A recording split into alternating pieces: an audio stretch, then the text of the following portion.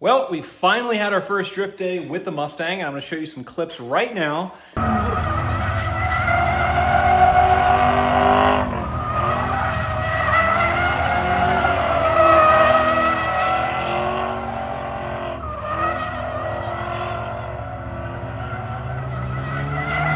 going to preface by saying it did not go exactly as I had hoped, hence why we're up on jack stands. We'll get into that in this video and also cover something that I think Ford should have done from the factory.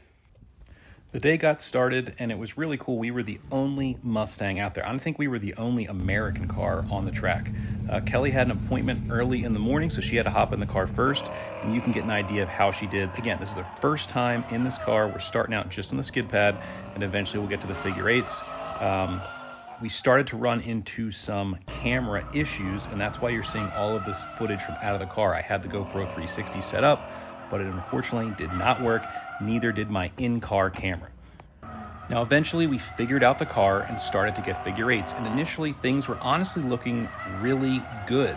But something that we started to notice partway through the day, and the instructor that sat with us also made this comment too, was the car wasn't rotating quickly in the transitions. And part of this was due to the driving, but we realized that part of it was actually due to the power steering. Now, you can't see it in this clip right here, but eventually what happened is we went from being able to steer the car to the power steering going away altogether. And we tried to let the car cool down, thinking we may have boiled the fluid, but it turns out I think we just wrecked the pump. Huge bummer, had to stop.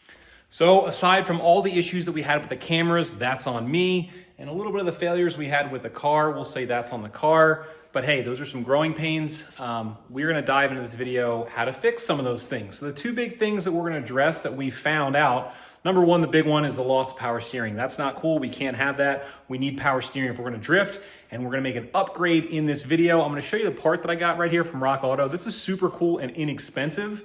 And then I'm also gonna show you if you're replacing a power steering pump on one of these S197s, and you go through Rock Auto or another online service, and they give you the option to buy the tools to remove and install the pulley, which here's the pulley right here, and you definitely need to do that in order to get the pump out.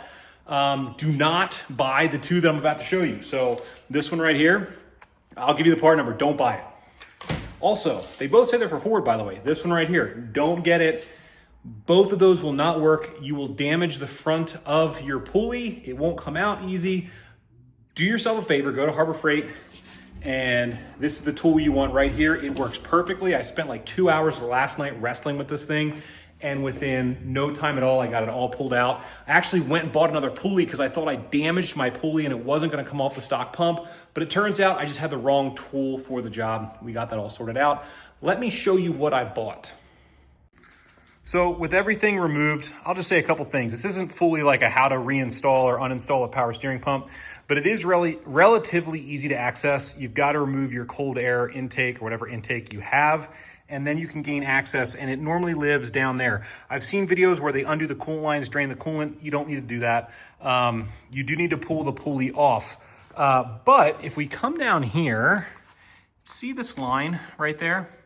That's actually a power steering line, and it runs out and around the front of the radiator as if Ford wanted to have a cooler from the factory, but there's no fins on it, so what the heck? The factory Ford did realize that there was a benefit to having a power steering cooler, maybe just marginally. So I think by running that hard line in front of the radiator, you're getting some heat transfer, but for very inexpensively, you can go on Rock Auto and you can pick up, let me show you.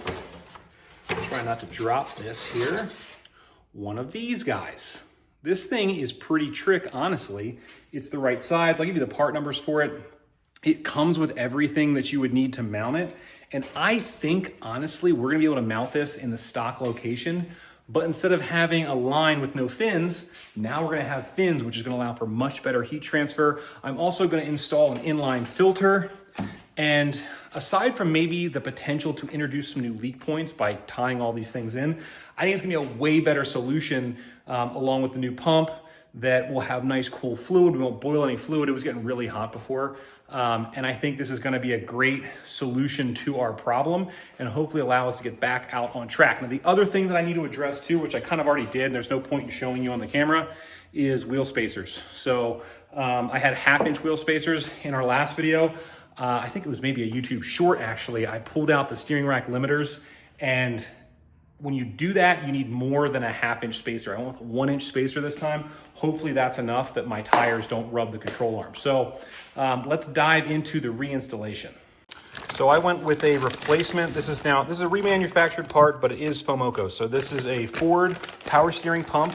I got one of these, and I also went ahead and got this line right here. We're gonna reuse the return line off of this guy. We are gonna try and flush everything out. So I'm gonna pull this off, reinstall that, I think, and then we're gonna try and run some fluid through it with like a little hand pump just to flush all of the old contaminants out, because the fluid that was in there, well, it's down underneath there on the floor. But let me just tell you, not super clean. We did go and try and clean this out as best as we could, and now it's looking pretty good on the inside, but there was some nasty fluid in here. So you definitely want to clean and flush your system for sure. And picked up a new line here, which you can see on the bench next to it. A couple things that are nice that I'll point out. One, technically you're supposed to have a special tool to install this Teflon seal, but if you buy a brand new line like I did, it comes with it already installed. So that's awesome. So you don't have to worry about beating up that seal. It does come with an O-ring, which you do need to install. I coated that with some ATF. The only downside of this new line right here, and this is not for cooling, this is just because I'm in there, I'm gonna replace it, is your stock mounts that mount to the frame, which are pretty nice, are riveted in place, and they're not on this line. So I think what I'm gonna do is go ahead, orient this the same way. Oh, well, that's interesting. This has got, it's a little bit different than the other one. Either way, I'm gonna go ahead and swap these over to this one and mount it over here just to hold everything nice in place. So I'll have to drill that rivet out. So I remade some brackets. This was iteration numero uno to mimic the stock one, but this is not long enough. This was just kind of a test. I'll show you what you gotta do underneath here if you're doing what I'm doing, which is replacing that pressure side line. So if you're replacing this line right here, basically I had to drill out and re-rivet this. I modified this bracket. You can see where the hole used to be. I had to drill a new hole in it. But all in all, it looks pretty good. Now, this is normally secured right to there, but yeah, try and take the stock one and see, boom, nowhere close. So we're gonna remake something. Really, I think it's just to keep it kind of from flopping and support a little bit. You could cut this and lengthen it, weld it. If I had the right size steel, I would probably do that, but I don't. So we're gonna bend some stuff up. Okay, it's not rocket science. Grab some snips, cut off a piece here, straighten it back out. We're gonna use my little Harbor Freight brake to bend it up as close as we can. The only parts that are really crucial, honestly, is kind of over here. Everything else we can kind of more or less bend into shape. I did want to keep it roughly the same width because, and I lost it, there's a piece of rubber that goes on here that will protect the line that I want to reuse. So let's get to bending. First 90's in. To make that radius, I'm just going to bend it. This is some pretty thin metal. I'm just going to bend it around a socket, and that should give me the radius. I more or less tested the radius, and it's pretty close. Maybe I'll go down one size. Okay, there's the finished product. Now, I wound up adding another rib there, which obviously doesn't make it look quite as nice, but I think it adds some stability. I did do the same thing like they did from the factory, so you locate it here. This was done in honestly like 5 or 10 minutes. So it's not perfect, but it does seem to get everything where it needs to go. We got the belt back on. Now it's time to actually tackle the cooler itself. So with my light in here now, you can see what the factory quote unquote cooler line was. It was nothing more than a line that just ran in front of the radiator. But I'm thinking that I can get my little cutters here, cut that, and use the existing mounts to mount my power steering cooler. The thing is super light, but I think I'll be able to mount it and run a little bit of soft line, and hopefully we should be good. Let's try and mock it up real fast. I've never used one of these before. This is a micro tubing cutter. So it's got a little wheel in it. You tighten it every little once in a while, and you just spin it around like this. It's got rollers and a cutter, and it'll cut the tubing. So ideally I would probably move this back further, but you can see there's a clamp right there. So this was probably gonna have to do, but I will be able to reuse those mounts, which will be awesome, maybe with some slight modification. So do this however you want, but I think I can do this with the bumper still in the car. I'm gonna set the camera down, keep going, make a little bit of a mess here. ATF is acting like lubricant. So you can see the stock cooler, right? Just a regular line, nothing fancy. For like 25, 30 bucks, you can pick up something like this, and it comes with mounts. Now, unfortunately, this style screw is not gonna work through there. Okay, it's gonna hit. But I'm sure we can rig something up and make it work.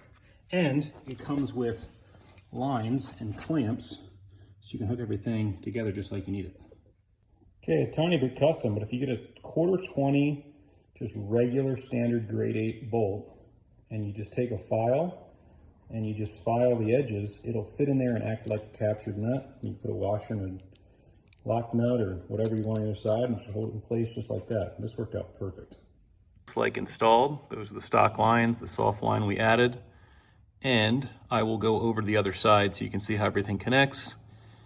Honestly, looks pretty factory if you ask me. Sorry, it's kind of hard to see, but everything ties into the stock location. It just sits right there in front of the radiator. Looks great. So I got the whole thing back together. Power steering cooler doesn't leak. Took it out for a drive, and I've got ATF leaking on the ground. Okay, I looked up this issue. I'm gonna show you what it was. I'm gonna show you how to fix it and hopefully help some people, because I looked online and I basically had to do my own trial and error, but you can solve this problem for 10 bucks. I'll show you what to buy first, then I'll show you what was leaking. So go to your Harbor Freight, pick up, you could do either, but Viton is better. Get yourself some Viton O-rings. These are hard to come by if you're trying to get them through Ford. And the size that you want is, I believe, yes, this guy right here, A10, 6.07 by 1.78. I'll crawl underneath the car and show you where it goes before I put it on the ground and we do a real test. So this thing was pouring out from right here. Now the way that this works is you've got this one jam nut and you've got this little plate that comes down and it holds both of these fittings. The one in the back is the new supply line, and the one closest to you didn't get replaced. With this line, they give you a new O-ring, but this one, you have to reuse it, and it was leaking out right there, which sucks. But it's fixed now with that new O-ring. So we got the power steering fixed, we got the spacers on, it no longer leaks with the new O-rings, we took it out and drove it. The only issues that we have now are really emissions related. I'm trying to get this thing set up so it can pass emissions. I can put plates on it, drive it to and from the track, and safely and lawfully drive it around on the streets. So we've got one little issue that we've got to get sorted out. We're going back to the tuners on Monday, but for the purpose of a track car, as far as I know, it is ready to go for the next track event. And I think there's one coming up in November. So because we got cut short and we didn't get the second half of the day where we really get out there and start doing some like serious driving, we're hoping that we can get signed up for that, go back out in November and rock this thing and have a blast, and hopefully the power steering works. Hopefully you guys found this video helpful. Again, these power steering coolers from the factory, I guess they work okay, but if you're doing like serious track days, especially like a road course day, go pick yourself up one of those coolers from Rock Auto or somewhere similar. I wish I had a way of monitoring the temps, but I'm almost positive that everything is cooler now. You know, plus we've got a new pump, we put a new Serpentine belt on it. Everything should be good. We've got the 1-inch spacers in there, so hopefully we're not hitting the control arms when we turn. Can't wait to try it out again. And if we can't get the emission stuff figured out in time, we will just trailer it out. Actually, this truck that you see behind me right here is for sale. I've got a new truck now for work. So this old Ram that we did some videos on, we put like a leveling kit on it in a previous video and had some funny stuff with an oil change. If you're looking for a truck, we got a great truck for sale. But one way or the other, whether we tow it out to the track, if we don't have the emissions sorted, or we drive it out, we are gonna be drifting again soon. Sorry for the slight delay in getting a video uploaded, but we will hopefully have another drift video with the Mustang coming out in November. So please stay tuned, like and subscribe if you like the content, and we'll see you next time on Truck and Roll. Take it easy.